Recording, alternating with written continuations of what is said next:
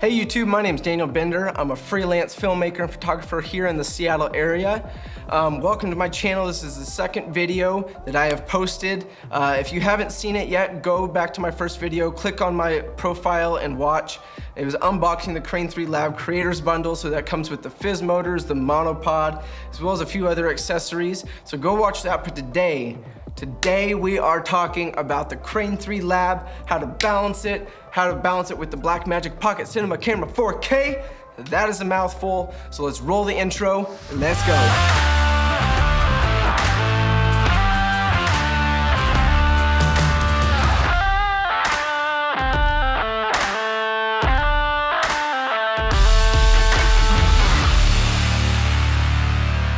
Woo! Okay guys, so today we're talking about the Crane 3 Lab, how to balance it with any DSLR really, but today we're gonna be using the Blackmagic Pocket Cinema 4K camera. Yeah. But first thing, let's talk about how this gimbal operates, my thoughts on it after using it for now 4 days. So I've used it in Seattle. We did a little mini film, which is also on my profile. So just go over it. It's at the end of this video. I will link it. Or you can just go to my profile right now. Actually, after this video, go to my profile and watch that video. It's just a cool little video, but let's start with this. So first off, I absolutely love this gimbal. I didn't know if I would, just because of the shape of it. You know, you never know when you're trying something new, but I really like it. Being able to just quickly go from regular to underslung mode is like the most amazing thing ever, and the fact that you get your wireless follow focus and zoom motors included in this is ridiculous. You are not gonna see that in any other gimbal at all. If you're using a big rig, like I have Nucleus M, Tilta Nucleus M follow focus motors, and they're great, but that's an additional like 1,200 bucks. For this, for 1,200 bucks, you get everything and the gimbal, and that's just, you're not gonna find anywhere else. So if you can, spend the extra 300-400 bucks to get the focus motors. One thing I did notice was the battery life was not as good as I was expecting. The battery life compared to the Ronin S was just a little bit shorter. The Ronin S I can go for at least a solid day of just continuous filming, if not a couple days. But with this, I was running out of battery within about 3 to 4 hours. And I tried a couple different sets of 18650 batteries, but it's staying about the same, which isn't a problem. I keep extra on hand anyways, so it's just like carrying extra batteries for your camera. You do it, you live with it, it's not a big deal. But that is one thing I noticed.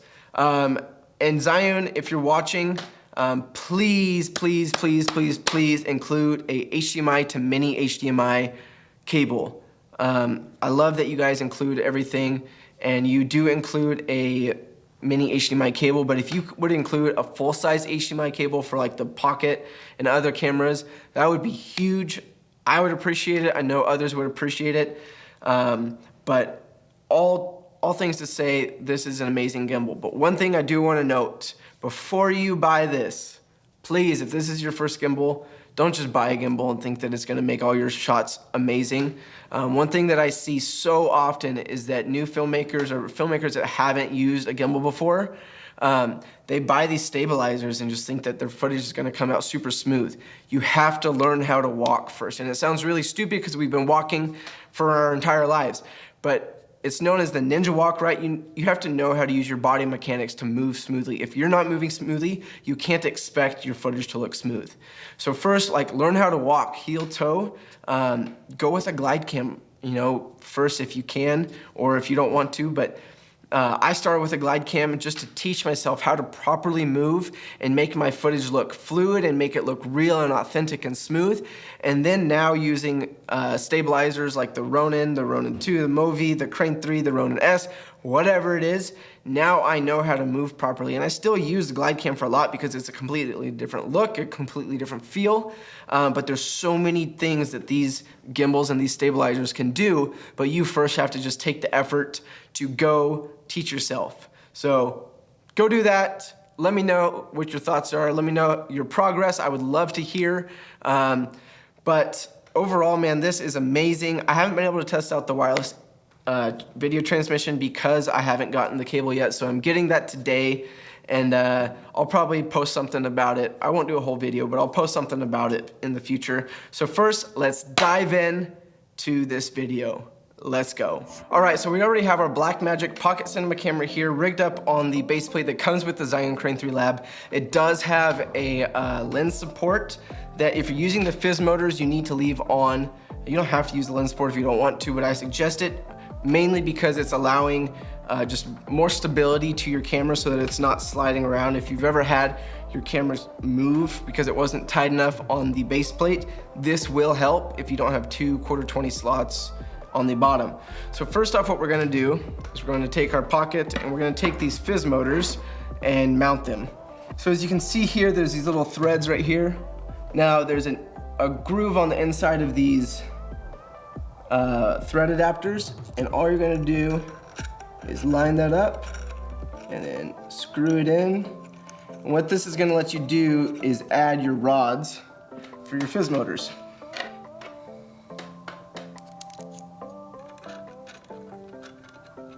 Now what you're gonna do is take your rods and clamp it in. So for me, I'm gonna have my zoom motor on this right side, and then I'm gonna put my fizz motor on the left.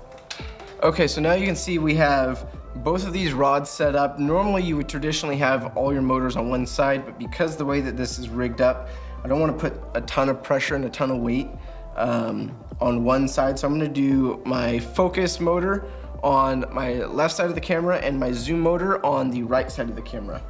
And if you don't know which motor is supposed to go where, it does say so on the front here. It says zoom motor, and the smaller motor here, it says follow focus. So if you need to know, the bigger one is for your zoom, and then the smaller one's for your focus motors. So we'll get that guy on.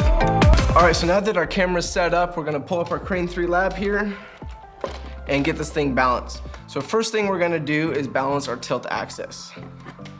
So what's nice about the Crane 3 Lab versus the Ronin S, where you have to buy the land part, base plate that offsets the camera and then actually doesn't balance it because it's always gonna tilt because there's not enough weight to balance it back to the right side. This gimbal, the Crane 3 Lab, will let you balance your pocket cinema camera if you do have it. Other cameras, you're not really gonna have to worry about it at all. So what we're gonna do is slide it on here. One of my favorite parts about this gimbal, let me move this thing, is that these motors lock, so you're not having to like hold it and balance it and wait for your camera not to fall. You can just focus on getting this one axis, so we'll get our tilt axis done. All right, so first thing I'm gonna do is slide my camera until it starts to balance. It's still a little front heavy because of those motors. All right, so now that it's balanced there, we're gonna tilt it up towards the sky and adjust this knob right here. What this is gonna allow us to do is if we have it balanced properly, any angle that we move it, it will stay. So, still a little heavy.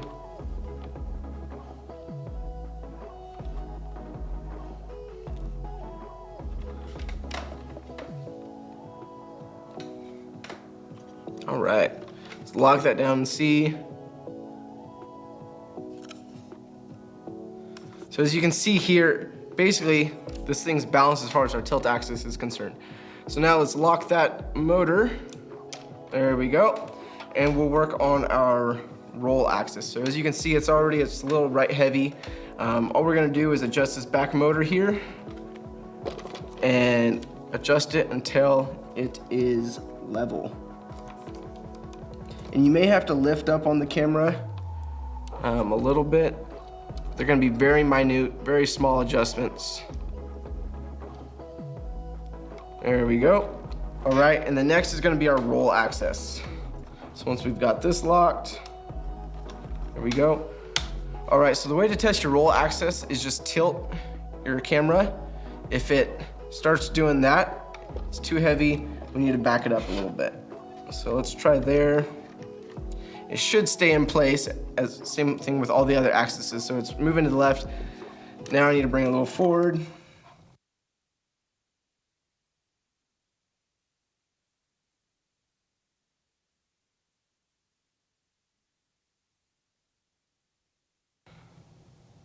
So now this thing is perfectly balanced. One thing I've noticed while using this gimbal for a few days is that the battery life is not quite as good as the Ronin S. You are gonna need to get some extra batteries. I have some in the case. It was averaging on maybe 3 to 4 hours use, where the Ronin S I can go all day and I've never had a problem. I've gone multiple days. So maybe it's just how I'm using it, but I'm not using a very heavy camera, as you can see here. So it should be lasting longer, but just know that you may want to pick up some extra batteries. If you're used to having extra batteries or carrying around extra batteries for your camera, then carrying around some extra batteries for your gimbal is really not a big deal.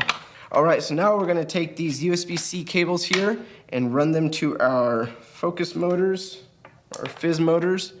So as you can see, there are 2 USB slots right on the front of this base plate, and we're going to take them and run into our fizz motors.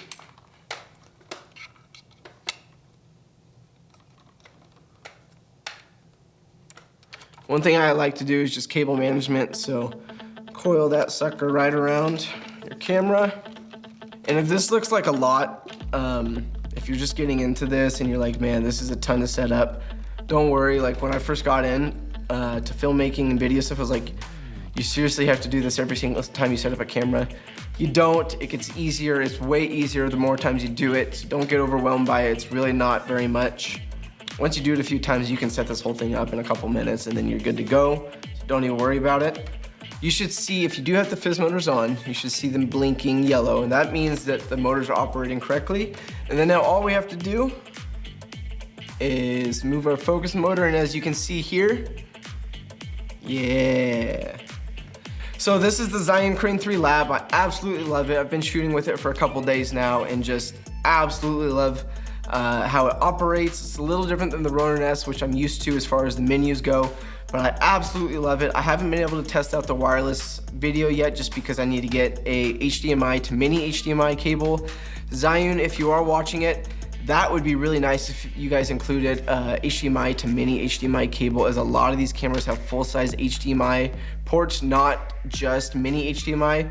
So if you guys could include that in with these Crane 3 Labs, that would be incredible.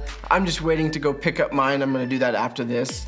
But once again, if you need any gear at all that you see in this video, go over to glazerscamera.com, or if you're in the Seattle area, go check out the store right off of Republican.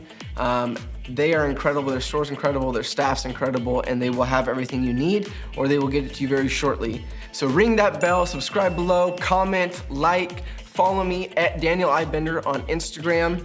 Let me know what you guys think of this channel. So this is number 2 of the videos that I have done. I wanna make it better. I wanna make it something that you guys would watch, something that I would watch. And so let me know what your thoughts are, any way I can improve it, or if you have suggestions on anything, if you wanna see a video about something, if you wanna hear my experiences on something, or if you just need advice or whatever it is, let me know. DM me, message me in the comments below. We'll see you later. Peace.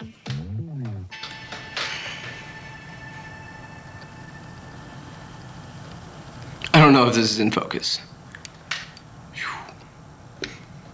Real quick, one thing I almost forgot to do was tell you guys about how I rig my gimbal, and particularly the Crane 3 Lab.